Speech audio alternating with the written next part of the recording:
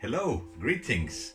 For the first time, I'm actually recording in an afternoon, Saturday afternoon instead of midnight. And guess what? Chelsea are losing 3-2 to West Brom at the moment.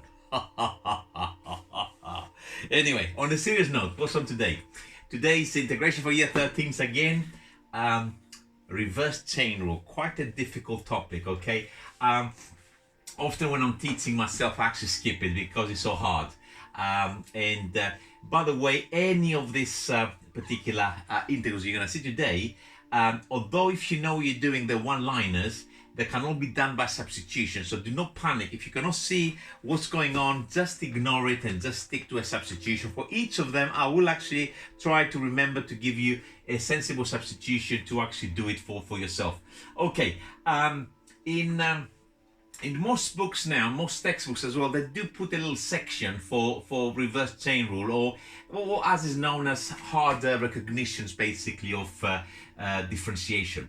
Okay, I've got here quite a long list of integrals to go through, but they'll be very quick. So I'm going to go through each and every one of them. However, I won't be spending much time on them explaining thoroughly, because if you can't really see it, it's best to, as I said earlier on, to stick to a substitution. Let's go with the first one, chop, very quickly.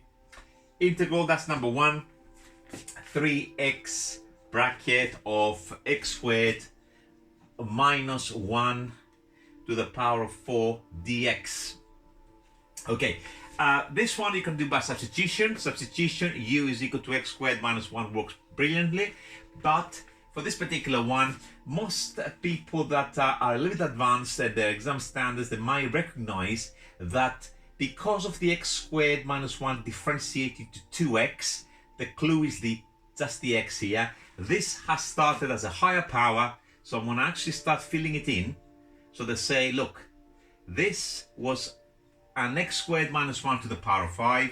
It got differentiated. When you differentiate that, you get a 5 to the front times a 2x from the differentiation of x squared minus 1, and of course this bracket will go to the power of 4, and essentially it will produce an extra 10x to go to the front.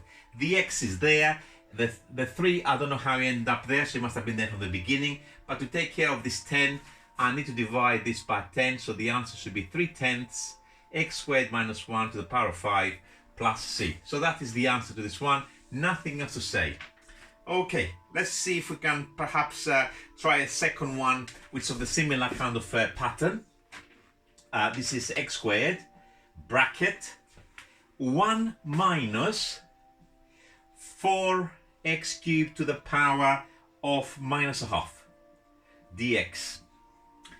Substitution for this one, if you can't see how this integrates instantly, is either u is equal to 1 minus 4x cubed, or you can use a square root substitution, which means you can actually call your u the square root of 1 minus 4x cubed, or if you want, 1 minus 4x cubed to the power of a half.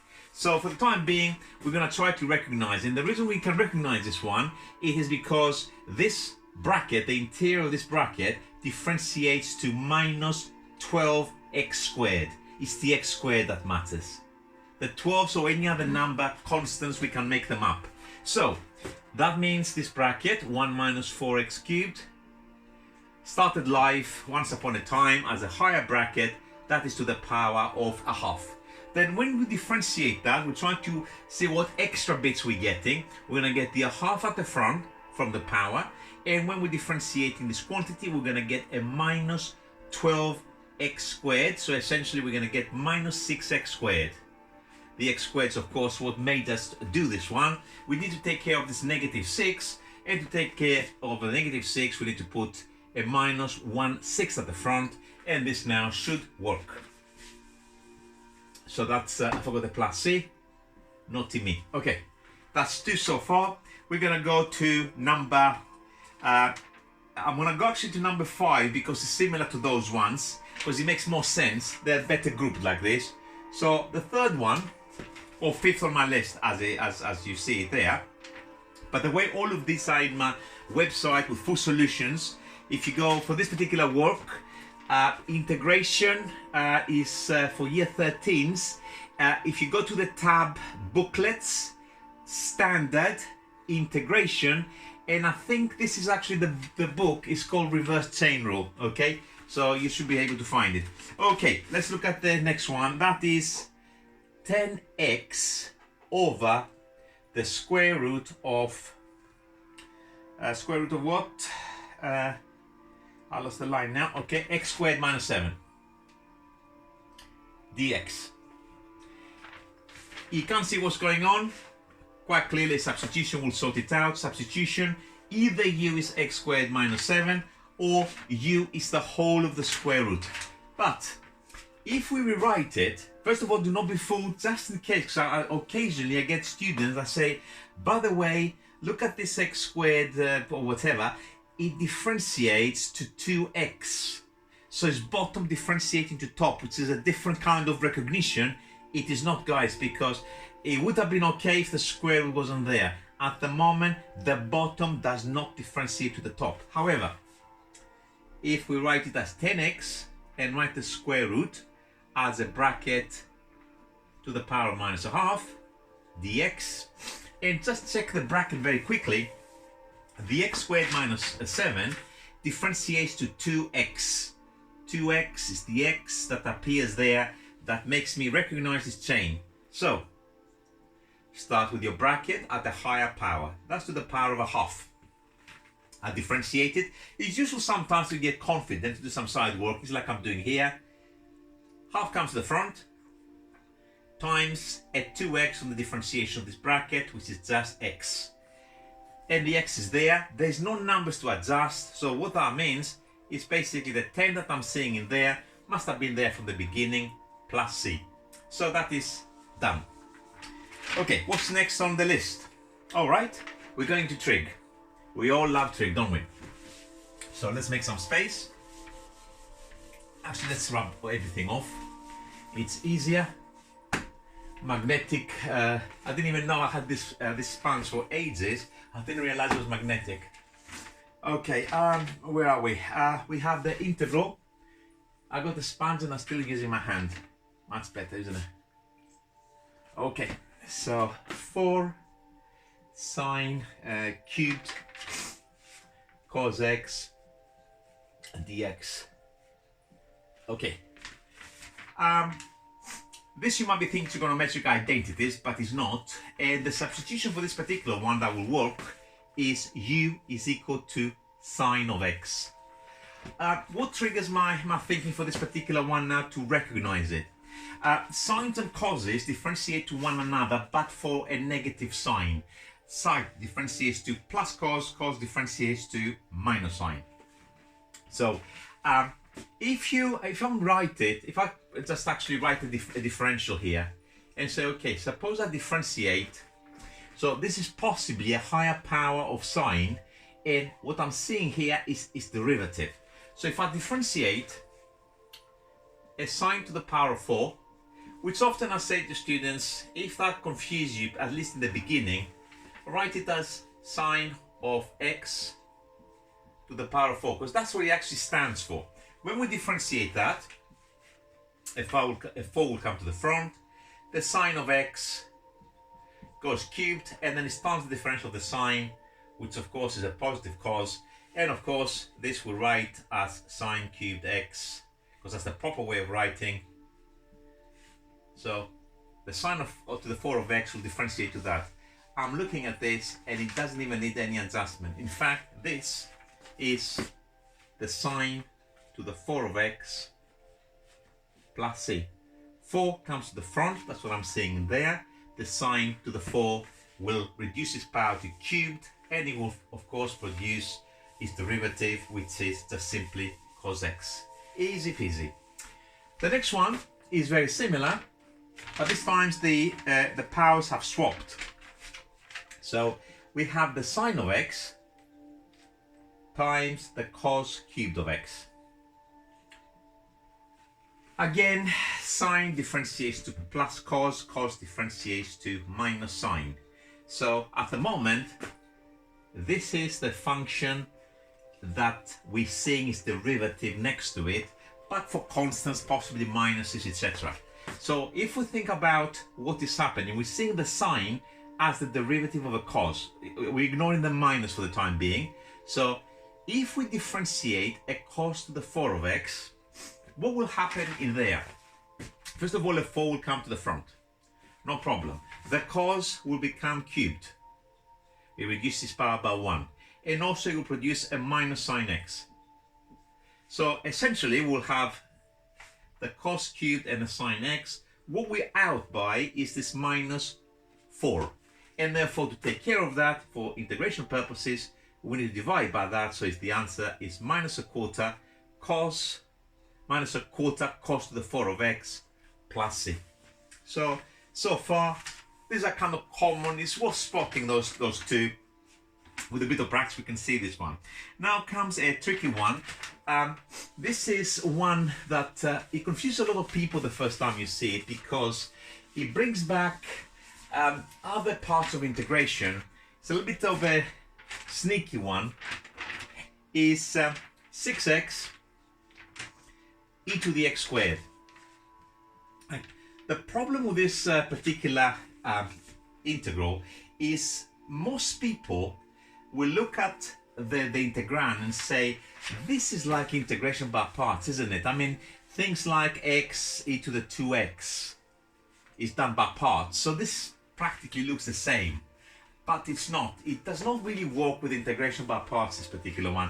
It's one that you really, or rather one group of kind of setups you need to spot that is actually a differentiation, and you need to see that this 6x is the chain that got produced by differentiating the x squared in there.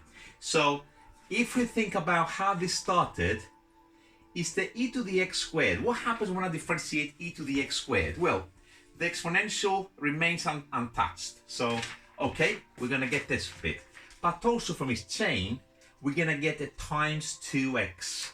Brilliant, okay? There's the x, there's the x, okay? So, in that particular case, we just need to adjust. So instead of 2, we're getting a 6. The answer is, we need a 3 this time in front of it. Or if you think of it, 6 divided by 2 will give us a 3. And you can check it, of course, by differentiation. If you differentiate that, 2x from the chain will give you that into a 6x. And of course, that will return to you untouched. For this particular one, of course, the substitution, u is equal to x squared, will also work and give you the answer very, very quickly. Okay, what's the next one? We're already on number 7. This actually does not cause problems once you see a couple of these. It's his cousin, that's the difficult one. So let's have a look at what we have for number 7. We got tan to the 4, yeah, tan to the 4 of x, sec squared x dx. It looks like some kind of identities. 1 plus tan squared is equal to sec squared. Things like that might be going through your mind, but it's not actually this sort. This particular one, you need to know when you see a sec squared next to any tan, it doesn't matter what power is the tan, the sec squared next to a tan, you got to remember tan differentiates to sec squared. So this is some kind of chain. So for this one, started live as a higher power, tan to the 5 of x. We differentiate it. 5 comes to the front. The tan will go, of course, to the power of 4. But of course, it will produce a sec squared x next to it. Just need to take care of this 5. We need to make it vanish. So 1/5 in front of it plus c. The substitution, if you don't see any of this, for this particular one is u is equal to, is it sec squared we're going to substitute, or is it tan squared? Have a little think before I actually give you the answer. A few seconds. Tan or sec, the answer is, of course, u is equal to tan of x. Okay, now comes the cousin, and the cousin is a lot harder. Okay, this one most people don't spot. Does it have a constant? No. What if it's the other way around? I mean, the sec is powered, power of 4, power of 5 or whatever, and we got just a tan next to it. Is that the same? That is the question. Similar functions. is that the power of tan? No, because the derivative of tan is a sec squared. If I had tans, any power of tan, it could be a square root 4, like here, for example. If that was squared, it's doable immediately, but it's not. Let's return to the one in hand now. Okay, that was to the 4. For this, it's probably worth looking at a few differentiations before we actually see what's going on, because it's a little bit tricky. First of all, I'm going to write at the top, what does sec differentiate to? The differential of the sec is in fact sectan. Sec x, tan x. So let's look at some of the powers of the sec. What happens if I differentiate sec squared? I'm not going to record everything. I'm going to call it out and write the answer down. So a sec squared x will differentiate to 2 from the power coming to the front. The power will reduce to sec x times the differential of the sec. And the differential of the sec is sec tan. So sec tan, the sec, it's going to go back to sec squared, and I'm going to see a tan x next to it. Okay, interesting. What about if I differentiate a sec cubed of x? What happens there? Similarly, 3 comes to the front, the sec will reduce its power to squared. Okay, and then it's times the differential of the sec. Sec differentiates to sec tan. So in here I'll have a sec tan, but this sec now is going to multiply the sec squared. It's going to go sec cubed times the tan x. And let's do one more. d by dx of sec to the 4 of x. Same idea, 4 comes the front, bush, sec goes now cubed. Brain is misfiring. I wonder if Chelsea are losing 4-2 or they equalised, or I hope they haven't gone ahead. I'm a Spurs supporter, by the way. Okay, let's go back to this. I lost my train of thought. 4 comes to the front, sec goes cubed x times the differential of the sec, which is sec tan. So here will be a bracket, sec tan. This sec times this one will go 4, and I'm going to have a tan. This is a little bit bizarre, really, because it looks like the powers of sec squared, sec cubed, sec to the 4, they don't actually reduce. Squared, cubed, 4th, and the tan appears next to it. With a bit of practice, I mean, you begin to see patterns like that. The same, by the way, happens with cosec, if you try your cosec. So if we look at this particular interval, we'll return to the one we had to do. It probably is better if I actually put an extra line. You can actually see what it is now, because I've just differentiated the sec to the 4. And look here, sec to the 4, tan x. The only thing that you're missing is, of course, the 4. So the answer would have been a quarter times that. But it's also worth looking at it from a different point of view. If you rewrite this as sec cubed, bracket, sec x tan x dx. Now this is the differential of the sec. So it's telling you the sec started as sec to the 4, and this is the chain from its differentiation. So that is equal to a sec to the 4. A 4 would come to the front. Let's take care of it. And of course, the rest is whatever we see in there, plus c. If you were faced with something like this, and you can't even have a clue where to start with something like that, of course, you probably go for a substitution. And of course, there's not many things you can substitute in there. Either u is tan x or u is sec x. You will find after you try a couple of, you simplify a little bit and try each of them in turn. If you're lucky, you'll pick the correct substitution first time round. And the correct substitution is, of course, u is equal to sec x. If you're unlucky, you'll pick tan, and then you realize it doesn't quite work the way you want it. In which case, hopefully, you'll go for the sec. Okay, so that is done. The integral of sec to the 4 of x tan x dx is a quarter sec to the 4 of x plus c. Okay, that took a little while to sort out. Now, the next one is very special. Special for me, has sentimental value really. This, I think, was the second question I was asked in my maths interview at UCL. I will not name the name of the gentleman. I still remember him. Probably definitely won't be teaching now. And I hope he's still alive. He's a very nice man. He was teaching me later on linear algebra, and he asked me, "Can you integrate e to the sine 2x cos x, not cos x, cos 2x dx?" I don't quite remember if it was a sine of 2x or the argument was 2x or just x. I think I got a feeling it was just x. And I really wanted to say at the time, you know, do you think really I'm stupid? Of course, you're asking me something that is so obvious. But of course, I needed the place and I didn't say anything. Okay, again, you might be thinking integration by parts here because that resembles parts. But if we stop for a second and look at this, the exponential always differentiates to itself, but its argument, which is the sine of 2x, differentiates to 2 lots of cos 2x. This 2 is because of the chain from the cos of 2x. So that means if we start with e to the sine 2x and we differentiate it, what will happen? We're going to get that back. And we're also going to get next to it the 2 cos 2x. Okay, we got this bit here.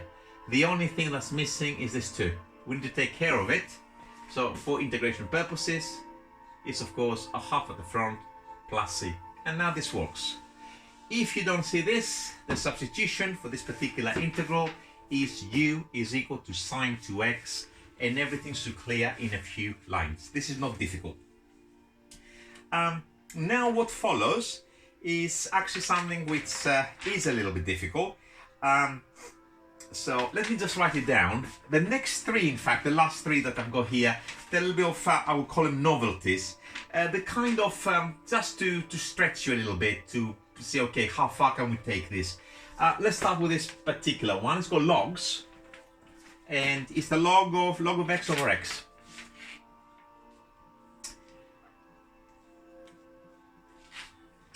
Okay, how do we do this? You might think it's probably integration by parts. You might try a few things with this. Things will not work and you'll be very unhappy. And then probably, I mean, there's nothing else after that. You're not going to be trying trigonometric identity. You won't be doing partial fractions or something stupid like this. You'll be thinking, okay, maybe some kind of substitution. Of course, you won't be trying the substitution u is equal to x, because it's dead stupid. So the only other thing that we could be trying is u is the log of x. And believe it or not, if you try this substitution, this will clear in 3 lines. But I will show you how to do this without a substitution. Of course, that's the objective of today's lesson, recognizing chain rules. I'm going to write a little bit different so you can actually see it better. I'm going to write 1 over x times the log of x. And now let's think about this. The 1 over x is very special because the differential of a log. And I have a log there. So how does that work? Okay, not easy to see. But we don't often come across expressions like this. And careful again, because this is not the same as the log of x squared, yeah? This means it's the x, really there are implied brackets here. And of course this 2, if it's like that, we can move to the front. This 2 doesn't come to the front, yeah? It's very, very different. It's the log of x, evaluate it, and then square the answer. And as I said, this kind of expression doesn't come up that often. So, but suppose we would differentiate something like this. We're going to get, of course, the log of x to the power of 1, which is, of course, this bit here, times the differential, which is 1 over x. So I'm looking at the differentiation of this quantity. What's the extra bit that I need to take care when I'm looking at this particular expression? So, of course, not quite that. It needs a bit of an adjustment. Of course, a 2 would have come to the front when I differentiate this. And therefore, since I haven't got a 2, I need to put a half in order for the 2 when it comes to the front to cancel and give me this expression. And this is done. That's all there is on this particular one. Another, actually, looking at this now, I I'm going to do one more at the very end. That's going to be, I've got 12 questions there. This was question 10. I'm going to do a question 13. Unlucky for some, just because something came to my mind. I'm going to do a little variant of that, only a little bit harder to see. So let's go for number 11.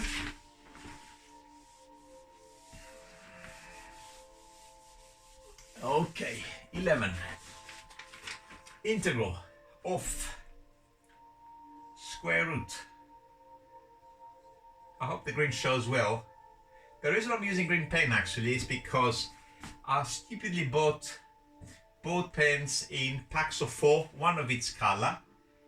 I've been using all the blacks and the blues, and now I'm left with loads of reds and greens, and I don't have much use for them. So I have to use them because I'm a little bit stingy, and I hope they come good on the video. This is our integral.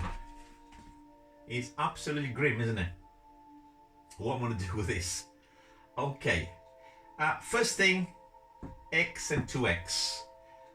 Certainly they don't like each other. They don't like to be together in anything, even a trig equation. You don't want to have different arguments for your trig functions. So probably the best thing to do is to, of course, break the sign of 2x into something a little bit better. So this will be the cos of x, and the sine of 2x is of course 2 sine x cos x dx. My green is getting fainter by the minute. Okay, where do we go from there? Just a tidy. 2 cos squared sine x dx. I'm going to do something on my next line, or not actually on my next line, the line after that. First of all, I'm going to split the radical using the rules of thirds. So that's the square root of 2 times the square root of cos squared x times the square root of the sine of x dx. Now, I'm going to do something which is a little bit sloppy, but I don't want to confuse you, and in the absence of limits, it doesn't really matter for this particular one. And for those who are just screaming behind me, no, it's not correct, the limits are positive. If I have to put limits, this particular will work for positive limits for x. So this is going to be the square root of 2. This will give me just the cos of x. And this, of course, is the square root of sine x, which is probably better if I write it as the sine of x to the power of a half dx. And now let me just think about what's there. Sines and causes, they go well with one another because one differentiates to the other, so to speak. So how do they go? The cos differentiates, of course, to a minus sine, and the sine differentiates to a cos. But which one is the one that gets differentiated here? Is it the cos and its derivative, or is it the sine and its derivative here? Well, definitely it is not the cos and its derivative. Its derivative isn't there. You might think that the derivative of cos is sine, or minus sine if you want, but it's not there. You have the square root of sine. That's different. However, sine to some power, the bit inside the sine of x, when it comes to its chain, it does differentiate to cos x. So for this particular one, the recognition, I'm going to write it up here because it's getting lower. And let me just use red pen to actually show that I moved it. Okay. The square root of 2 is just the square root of 2. It's just a constant. The sine of x starts with a higher power. Actually, let's not put the square root for the time being. We just let's think simply differentiation. I just need to differentiate sine to the power of 3 over 2. What happens when I differentiate that? The power will go to a half first of all, so that's sorted.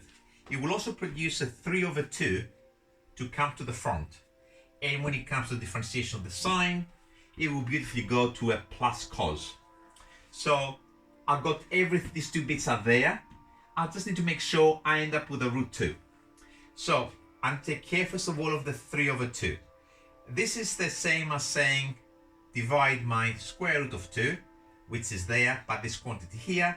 And of course, if you double top and bottom, you should get this one. If not, calculators are allowed in an exam. So hopefully you can see this, what I've just done in there. The answer is 2 root 2 over 3. And I'm gonna make some room because here I must really put plus c.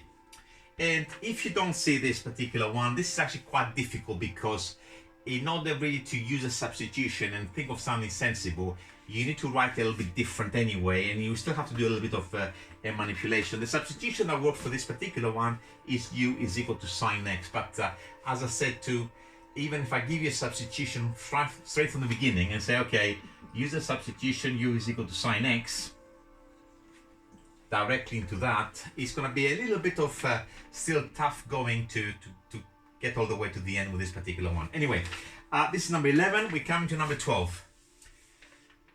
Number 12 has a history as well. This is one I remember. This particular integral, I made it during a lesson. I had a student, a girl by the name of Tara, and she was very, very good at this. I have to say, one of the best students I had for a long time. She could see absolutely everything. So at the end of the lesson, I said, okay, this is for you. I will make it because you really need the challenge. Okay, see if you can do this one. Okay, let me write it. X to the 3 over 2. I don't think she managed it, by the way. This particular integral eta. Okay. Filthy, absolutely filthy. I mean, for somebody who's actually doing further maths or is at a higher level, this is actually more dangerous because you might be thinking of very advanced or very kind of like high level techniques, where in fact the technique is just very simple. You just need to see what you need to be doing with this before you try anything complicated. Okay, this is what I want to do. Try to follow step by step. First of all, I'm going to factorize inside the square root something to do with x. What's the power that I want to factorize? We always factorize, as a rule of thumb, the lowest power. So we got 3 over 2 and we got 1 from here. So I'm going to pull out an x to the 1. What does that leave me with? It leaves me with x to the half to make the 3 over 2 plus 5. So far, I've got this expression. What can I do next? Okay, I'm going to split my radical, split my surds, if you want, not my surds, my square roots, into 2 separate square roots. So simply the square root of x, that item here, and the bracket in another square root. So x to the half plus 5 close square root 1 dx. Still looks very messy and what's going on.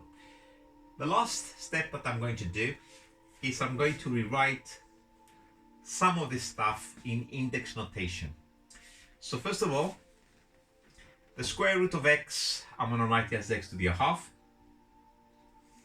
And this square root is also another bracket to the half, and inside that I go x to the half plus 5. Isn't that a joke? Loads of x to the half, something to the power of a half.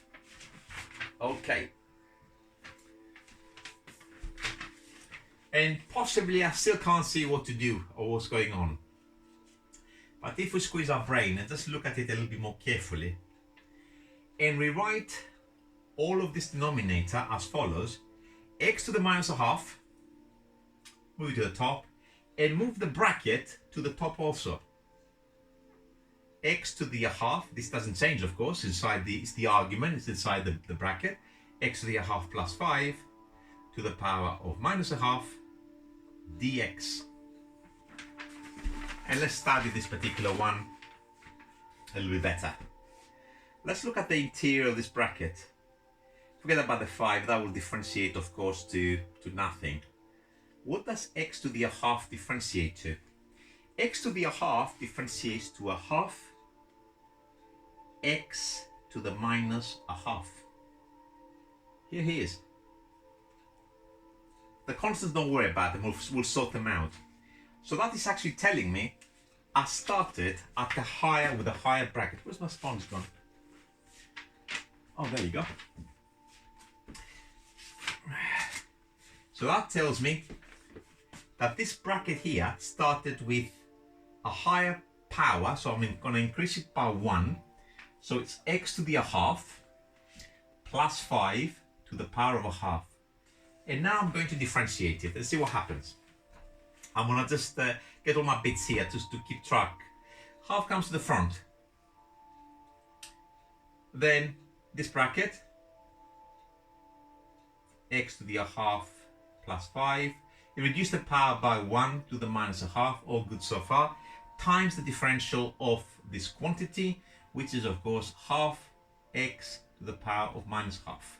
Let's see what I've got here and what I need to account for. The reason that works because all the algebraic bits are accounted for. Here they are. The only thing I need to sort out is a half times a half, which is a quarter. And the way I'll get, of course, rid of this a quarter, 1 divided by a quarter is 4. Or when the quarter comes to the front from all these little bits and pieces, this of course will change into a 1 and I will have my answer, plus c. So in fact, this particular integral is just 4, you can write the square root if you want, 4 times the square root of, used to be easier, no easier, even funnier if you write 4 times the square root of the square root of x plus 5. That's quite cool. Okay, and this one I don't think, even substitution wise, unless you've been given a clue what to do with this particular one, is fairly tough. The substitution that works here is of course u is the square root of x, but even with this, as I said, is quite difficult. This is vile really, but it's just for as a challenge, just to see something a little bit different in this one. And as promised, because most of my lectures are improvised, I don't sit and if I don't do like I'm not a celebrity YouTuber where I will sit and do loads of takes or edit or whatever. It's as it comes. When I was doing this, I just saw, you know, I was doing the log of x over x earlier on. I thought of a different one, which is quite cool, quite different, and a little bit harder on this one. So I thought I'll show you. It's not on the list here, so we don't really need this list. We're done with this. And the one that we're going to look at now is what if I had 1 over x log x dx. Now this is quite something, okay? Is it integration by parts? You will try, and of course it won't get you anywhere. But it's not actually as bad as the previous one, believe it or not. You know why? Because I'll try to imagine a good student looking at this particular one without any clues. Okay, he might not be able to recognize what's going on, but if I was faced with that for the first time, I'll say, look, what could it be in there? First of all, I'll do parts. I'll split as 1 over x, maybe 1 over log x, something along those lines, and I will fail miserably. Okay, what do I do next? Some substitution. What substitutions can I use for something like this? I'm not stupid, and therefore this is out of the question. That's stupid. Okay, swapping u for x, you're gonna end up with 1 over u log u du. Fantastic, round of applause. Okay, you go nowhere. What else can we use as a substitution? We can use as substitutions, I suppose, even we can use log x, just this on its own. We can also use u is equal to x log x. And if you'll be far-fetched with things and you've had some experience, I wouldn't be even considering yet anything else until I try those two. Some people might try an exponential because sometimes e to the x and log x, because they're inverse, sometimes they can simplify things. But this is not necessarily sensible. It's just that I would have tried something like that. Probably in that order, I'll be doing my substitutions. And it turns out, if you use a substitution, u is equal to log x, this simplifies in 3 lines. while as you're looking at it there, it will become tame as anything. I'm not going to do it by substitution, of course. You can try this in your own time to convince yourself it does work. But I'm going to try to recognize it, which is not easy at all. At the moment, this is just laughing. He's looking at us and he says, come on, ha ha ha ha ha. Okay, this is what I'm going to do. Just trying to see what's going on. It might be a good idea to write as 1 over x times 1 over log x. What do I see in there? I see the differential of a log, first of all. So some kind of log got differentiated, possibly. But the log is in the wrong place. I mean, if I had on the top log x, like the previous example, log x over x, or if I had log of x to the power of, I don't know, let's say to the power of 4 over x, or if I had even square root of the log of x over x, something like this, it wouldn't be too bad. But at the moment, how on earth I end up with 1 over log of x? What differentiates to 1 over? That's the log itself. So what does that mean? It means maybe that was the argument of a log. So it was a log inside the log. Let me just look at this for a second. I know it's a little bit of it sounds crazy when you first say it, but the log, it doesn't matter if this stage we put mods or brackets. Let's just investigate this case. Log of x. What will happen if I differentiate that? First of all, I differentiate the outer layer. The log of something differentiates to 1 over something times the derivative of the something, but that's 1 over x. That's exactly what I got in here. It doesn't need adjustment of constants. It doesn't need anything. Plus c, and we're done. And I think that's all we needed to do for tonight. I mean, I don't want to make the lecture any longer than this. I hope you found it quite interesting. Even if you didn't quite pick up quite a few of them, because the first time you see them, they are quite demanding. They're very, very difficult and quite scary, if I'm going to be honest. Try to practice a little bit, have a look at this, all of this again, do some notes. In the future, you might see some of them, you might see hardly any of them. Do not panic. Your answer is, of course, substitution. This will get you out of trouble quite a lot of the time. Anyway, that's for now. On that note, who's laughing now? Yeah, we're definitely laughing now at the end of all these 13 monsters. But keep practicing, and I will see you very, very soon. So I hope you join me again for another video. Bye, guys.